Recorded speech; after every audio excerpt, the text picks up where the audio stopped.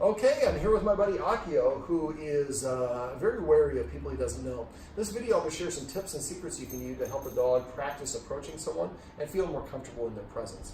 Now, if I were to try to pet him or interact with him before I stand up, he would react to me. I think his big problem is I think he thinks he's in charge of his humans, and so he's on guard around them.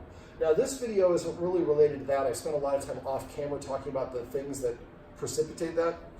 But in this video, we also have to help him start practicing positive social interactions. So I'm going to show you how I can use some positive reinforcers to help him practice approaching people on his own time and feeling good about it. Now, for dogs, front-facing is confrontational. Also, what the dog does is going to be an indicator for us how he represents himself. If we're about to get mugged, we don't care how our hair looks, or we're not stretching and limbering up, things along those lines. So if a dog sits down, if it lays down, those are really good indicators he feels comfortable. We actually just got done trying to film this video, and somebody called me and interrupted, so we're repeating this video. So he's a lot more relaxed than he was initially.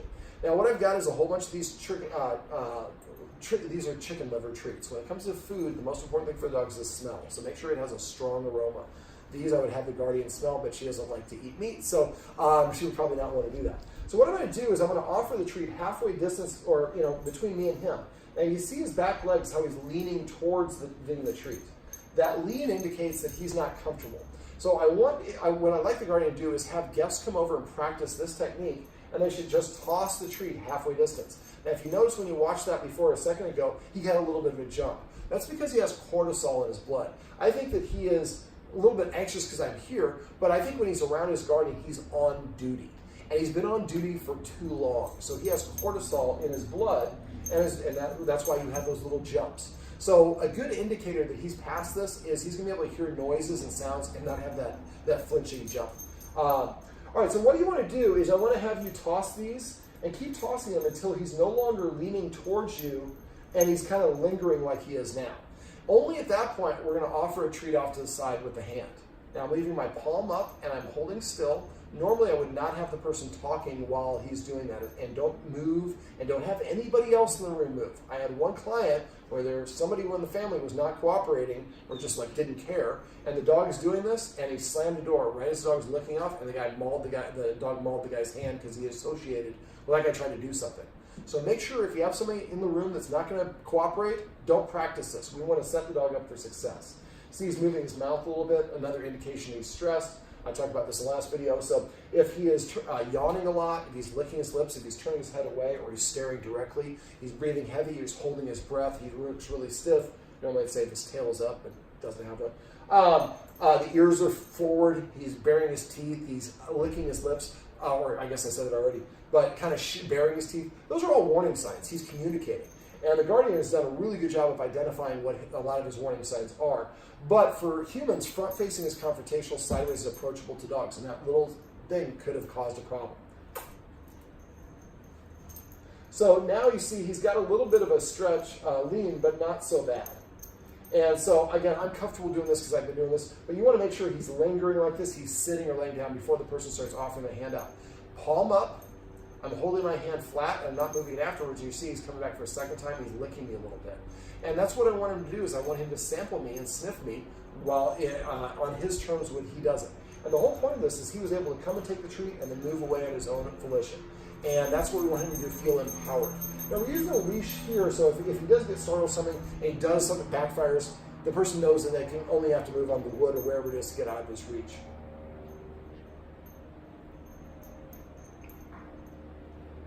But you hear that little raindrop or whatever it was, and he froze. And that could be, at the wrong time, could cause a lot of problems. All right, grooming, also another good sign. Scratching himself, another good sign. So now I'm going to keep myself sideways to him, but I'm going to kind of put my leg in between me and him. And you saw that caused him to move back.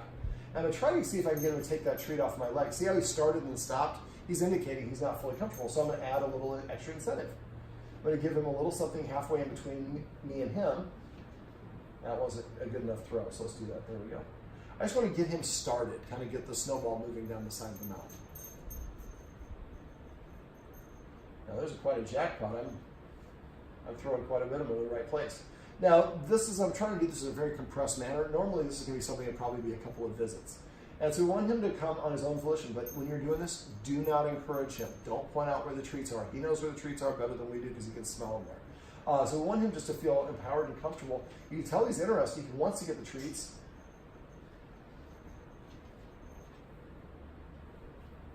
But he's wondering, is this a trap? Is there something going on? And a lot of this is because he's got cortisol in his blood, so everything is amplified, which is why he's so jittery.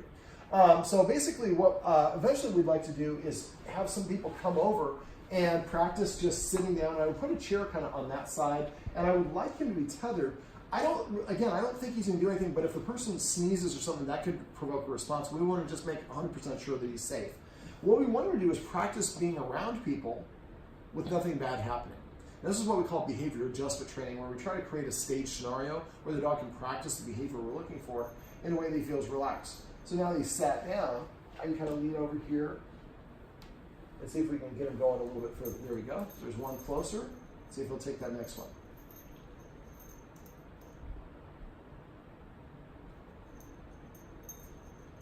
And because he's all jittery, I didn't move at all and didn't talk when he was doing that. So now we're going to go back to where we were before. And you're going to have ebbs and flows of this. You're going to have times where he does well, then suddenly he won't come near that person the next time you practice. That's okay. That's life. It happens. There's just the crumbs in here, buddy, but you can get those crumbs. So the idea is a lot of the things that are going to help him with his problems are going to be off. I discussed off camera with his guardian. He is not like this when the guardian's not around. So he's off duty when especially one guardian in particular. He goes to dog daycare, people can pet him and love up on him. He plays the other dogs, no problems, fine. No problems. If we were just on a walk, another dog that was coming by, he was just very unhappy with that dog around, because I think that he thinks that one of his guardians is his charge. And so a lot of this is going to be achieved by not, basically, by the guardian add a little bit more structure to some of the other things we talked about off camera. But helping him just learn to relax, what we'd like to do is get to the point where he sits and lies down, is comfortable with those people, and it's going to be a long time before the people actually start trying to pet him, only after he's approached them multiple times on his own volition, gotten a good reward, and he doesn't have that stiffness or leaning. And at that point, that's when we would go towards the treats on the hand, but the petting is going to be a long ways towards that. I'd like you, the guardian who's watching this, to play a little bit of hard to get with him. She pets him a lot, and I think that might be a little confused of where his position is. So I like, because she's a pretty woman, and I'm sure she had a lot of suitors and people who are interested in her. And women sometimes play a little hard to get. Well, not just women, a lot of people do. And so if we play hard to get, we kind of become more attractive, so he's interested in us. So if she's more aloof around him, that causes him to be a little more engaging with her, as opposed to she trying to pet him a lot. That can cause him to think, yeah, I'm the man. Well, he is the man. But you know what I'm saying. And again, so he's got his mouth open, that dry panting.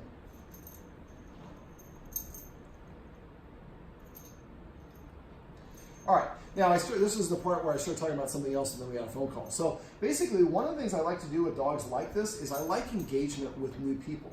But he doesn't feel comfortable, and he acts tough to try to make the other people, the dogs, move away. What he's saying is, I want more distance between us for me to feel comfortable. So that's part of what we do for bat training. But one of the things we can do, a great game to teach for dogs like this, is to teach them to catch. Now, teaching them to catch is pretty easy. A lot of dogs don't know. First of all, we have to cut off his fur so we can see it. A lot of us, when we throw it, we go like this: 1, 2, and then we throw on the third one, and now the dog's looking at it, hits the head, and lands on the floor. Then the dog just licks it up. Well, what we want to do is, first of all,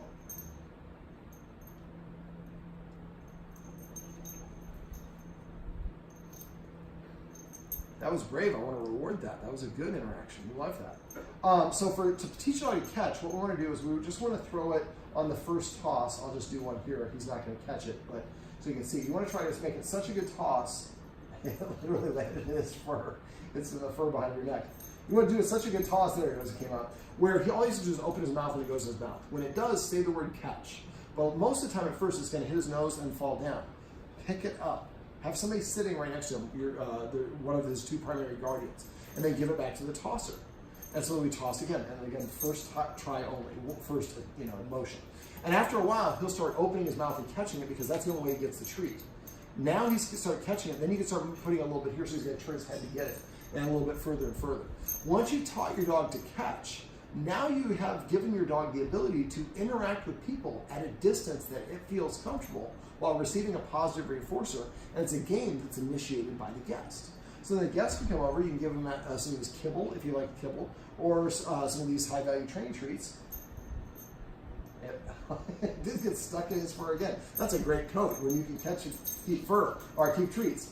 But now, and at first the dog might be comfortable doing this at 15 feet. And then the dog's going to get a little more confident. He's going to do what he's doing right now, is he's getting a little bit closer, a little bit closer. There we go. Now that's on my lap. That's a really tough one. And that's why we have more lean. And then remember, anytime he's approaching you, be quiet, still, make sure everybody else in the room is quiet and still as well, so there's no other stimulus that confuses him. Now, the idea with the catch is now he gets the ability to interact with the person and gets closer and closer, and it's a game. Now, there's something else we do called a conditioned emotional response. And a conditioned emotional response is basically a way of, as a dog behaviorist, one of the things I do is I try to help a dog build associations, but sometimes the whole full Monty is overwhelming for the dog. For dogs, the most important thing is the smell. The nose controls 60% of the cabeza. And so basically this might be a little confusing for you because this looks like you, and this is not a relative, buddy. So basically what we want to do,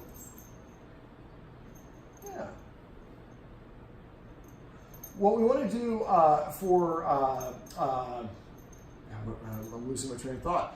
For the catch, for the conditioned emotional response, or also called a CER. It's almost like bypassing the brain. So I'm going to have to shift to get up. Now, if you have a dog like this and you want to move, you want to proceed your movements with a positive reinforcer. So I can go like this.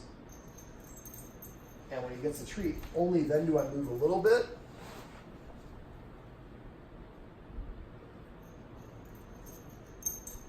And now I'm going to shift so I'm facing him. Now, for conditioned emotional response, when I got my most recent puppy, Quest, I had met him. I arranged a meeting for him before I was actually physically there. He was from Portland, Maine, Patch Mountain Dalmatians. And so what we did was I took a washcloth after I mowed the lawn, and I wiped my body down with it on both sides. And then I put it in a Ziploc bag and I mailed it to Maine with these really high-value training treats. What I had her do was basically what I'm going to show you here, a conditioned emotional response. So I have a bunch of treats in this hand, and let's say that this is the washcloth. In this case, we're going to do this with a neighbor or a friend. We're going to have them wipe themselves down. They don't have to mow the lawn. There's no lawns out here in California. But just to get their scent, to just kind of rub it. Doesn't have to be necessarily sweaty. Put it in a Ziploc bag so it doesn't get cross-contaminated with other things. So what I'm going to do is I'm going to take that towel and put it behind my back, and I'm going to have my other hand behind my back with the treats. What I'm going to do is I want him just to look at it. At the beginning of this long preamble, I said we want to break it down into individual elements. In this case, I want him just to associate the smell with the look, without the presence of the person. So what I do is I go like this. Hey, buddy. He looks at it, and I drop a treat on the ground, and I pull it away. He looks at it, I pull it away and drop a treat on the ground. It's pretty easy just to look at something. He doesn't have to actually interact with it or sniff it. Now, what I did, my breeder did, is I had her put it down on the ground after a while and then put a treat on it like that. So when he came and took the treat off, he smelled a little bit of me. When I met him, all the puppies came up and jumped up on me, and then they all ran off. He stayed, because he's like, this is a guy that I've gotten a lot of good, I smell appealing to him.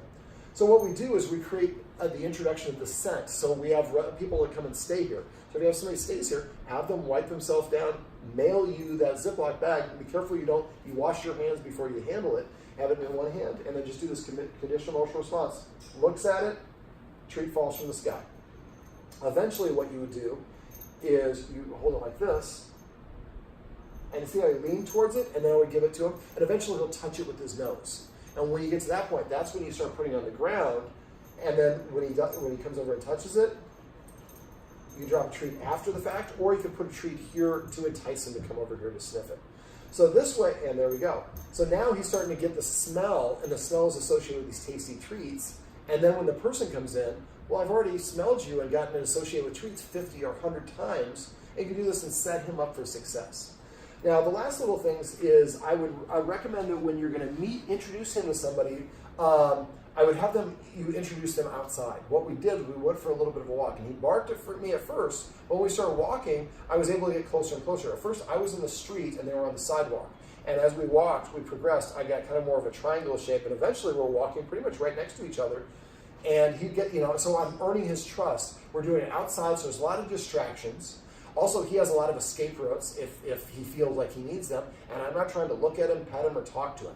So he gets to practice being around me without anything negative happening. In his mind, negative is somebody trying to touch him or talk to him or harm the person he's guarding. And so after a while, he's like, and dogs also process things by moving forward. That's probably the most important part of it. So now we walk around the block, and by the time we come inside, he's a lot more relaxed. And again, these are indicators that we're looking for. Is the dog sitting? Is it lying down? Is it not breathing heavy? He's breathing a little bit heavy, but he's relaxed and laying down. And also laying down like on the side is also, I kind of look, how relaxed the dog is based on how many movements he has to get to go through to stand up. So if they're like what I call side saddle, they're like have their hips off to the side, or if their paws are tucked, that's a whole extra movement to get that before you can stand up. So those are all indicators that he feels more comfortable. Aoki, but that's the cortisol. Remember, don't pet him if he's nervous or anxious. Anything your dog is doing when you pet him is where you're amplifying. All right, buddy, can you come over here and take this treat? This is Aoki. I'm saying that wrong, am I? That was right? No, one more time? Akio. Akio. See, I checked myself. This is Akio, which is Japanese for Good boy or smart boy. Good boy or smart boy, and he's a very smart boy. Akio. And these are some tips and tricks you can use if you have a dog that's nervous or fearful or reactive around people he doesn't know.